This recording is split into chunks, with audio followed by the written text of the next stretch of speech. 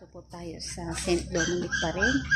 Nandito po tayo, ibablog ko lang ang mga surplus ng Japan.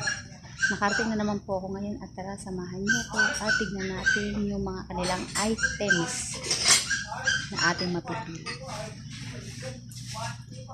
Para na rin tayo nasa Japan. Ito, meron pa rin sila. Ito, magaganda yung mga items nila, guys.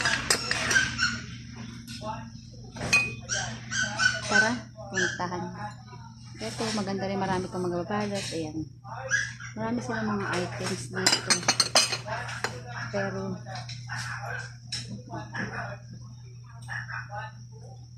ito, meron akong ganitong bowl. Hanggang ngayon, nasa bahay pa.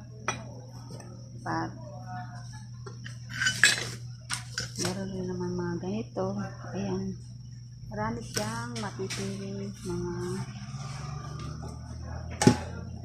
ready dito.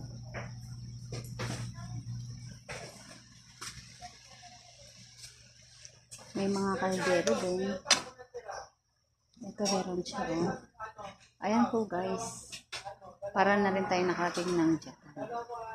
Nandito tayo sa surplus. Mamimili tayo na. Magaganda yung mga bowl niya. Mga tasa.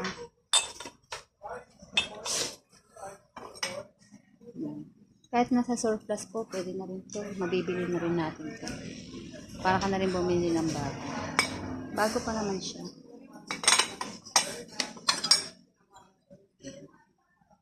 Diba? Ang kikita.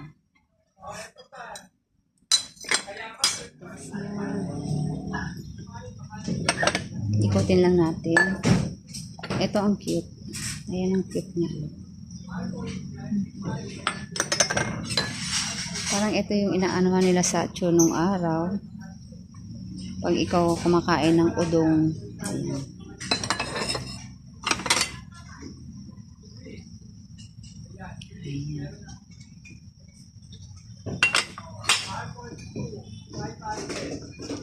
Ayan.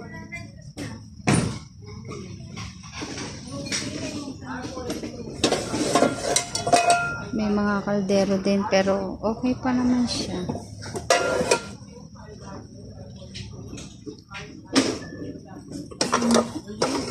Saan punta? Dalawa. Ayan, kasama ko sila Joy. Nag-ikot-ikot lang kami dito. Baka may mapili kami.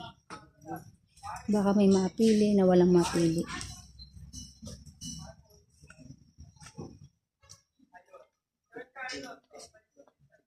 Titingin ako ng flower base. Doon po ata ang daan. Sa flower base, titingin tayo ng flower base.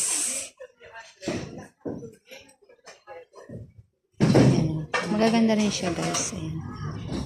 Diba?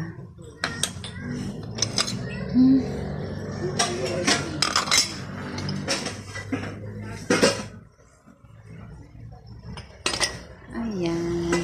Yung dalawang magnanay. Ito po yung washing machine sa Japan na mga luma na.